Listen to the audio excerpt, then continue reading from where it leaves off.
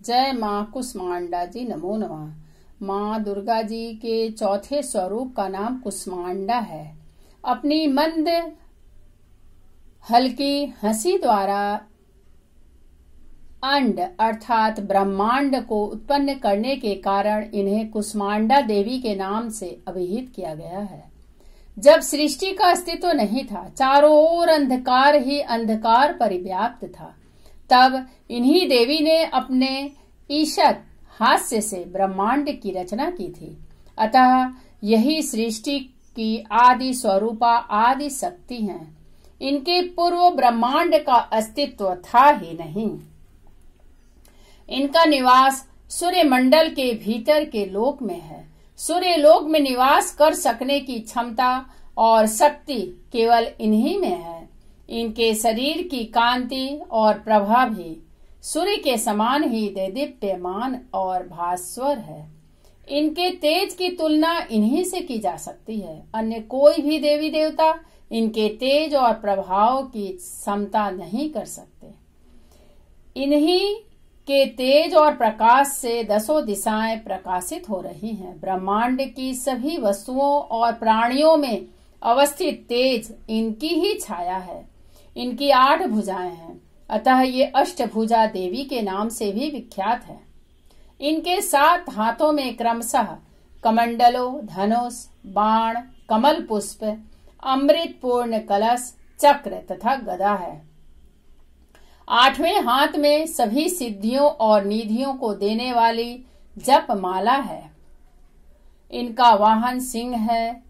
संस्कृत भाषा में कुष्मांड कुम्हड़े को कहते हैं। बलियों में कुम्हड़े की बलि इन्हें सर्वाधिक प्रिय है। इस कारण से भी ये कुष्मांडा कही जाती हैं। नवरात्र पूजन के चौथे दिन कुष्मांडा देवी के स्वरूप की उपासना की जाती है। इस दिन साधक का मन अनाहत चक्र में अवस्थित होता है, अतः इस दिन उसे अत्यंत पवित्र और अचंचल मन से कुष्मांडा देवी के स्वरूप को ध्यान में रखकर पूजा उपासना के कार्य में लगना चाहिए। माँ कुष्मांडा की उपासना से भक्तों के समस्त रोग शोक विनष्ट हो जाते हैं। इनकी भक्ति से आयु, यश, बल और आरोग्य की वृद्धि होती है। माँ कुष्मांडा अत्यंत सेवा और भक्ति से भी प्रसन्न होने वाली हैं। यह अत्यल्प सेवा और भक्ति से भी प्रसन्न होती हैं। यदि मनुष्य सच्चे हृदय से इनका शरणागत बन जाए तो फिर उसे अत्यंत सुगमता से परम पद की प्राप्ति होती है। हमें चाहिए कि हम शास्त्रों पुराणों में वर्णित विधि विधान के अनुसार माँ दुर्गा की उपासना और भक्ति के मार्ग पर अहर्निश अग्रसर हों। माँ के भक्ति मार्ग पर कुछ ही कदम आगे बढ़ने पर भक्त साधक को उनकी कृपा का सूक्ष्म अनुभव होने लगता है।